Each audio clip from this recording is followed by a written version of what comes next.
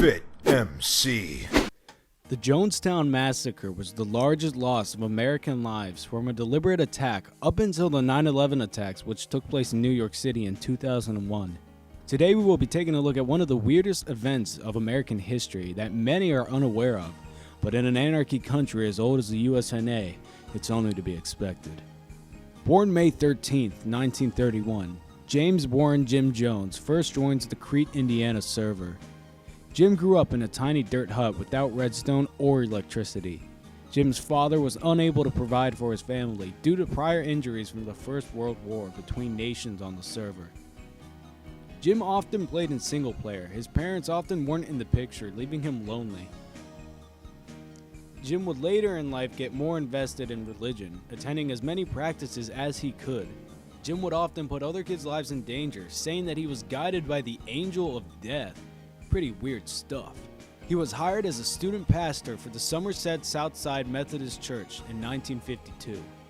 Jim Jones' ideology rose in popularity because he advocated for equality in a time where people of the USA started to become more accepting of their differences. As lighthearted as that sounds, now confirmed rumors state that many members were forced to give up their belongings, homes, and even custody of their own kids. Jim Jones, now powerful as ever, wanted to relocate the People's Temples outside of the United States. He wanted it to be a sort of sanctuary out of the US and away from their discrimination and control. Now having this large following of supporters, in 1974, Jim Jones relocated to what is known to the public as Jonestown. Over 900 people followed Jim to relocate to his town in Guyana. Guyana? How do you say that? Guyana. Ghana.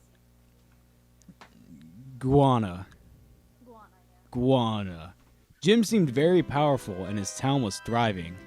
Now let's backtrack again. The People's Temple was originally located in San Francisco, California. However, Jim then moved it to his founded town in Guyana.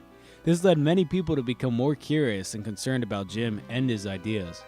The year is 1978. The people of San Francisco are upset about the moving of the People's Temple.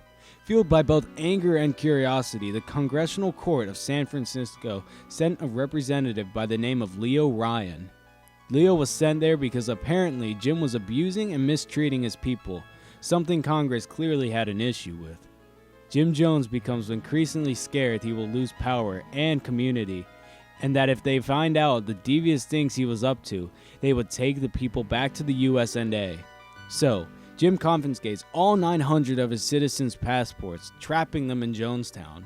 Being unable to return to the United States without their passports, they were forced to stay there, whether they liked it or not. However, Leo Ryan, the representative of California's congressional district, is sent to Jonestown to investigate.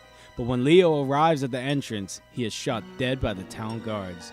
Killing a congressional member of the USA government was a federal crime. Jones then knew that there was no going back, and that the government of the USA would soon respond with deadly force and free all of his imprisoned citizens.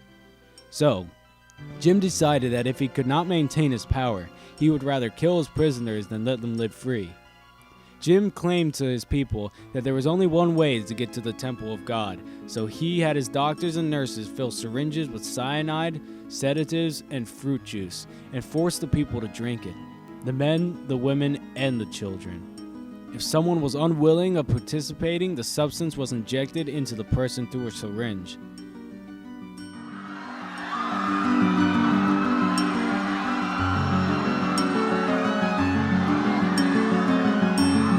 I'm James Jones, ooga booga booga. Ooh.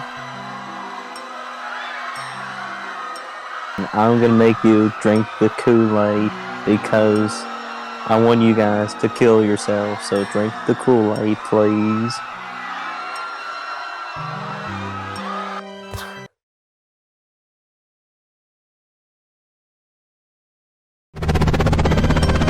Been kept locked up by the temple leaders to make it difficult for anyone to leave the country along with the premises. Jewelry, social security checks.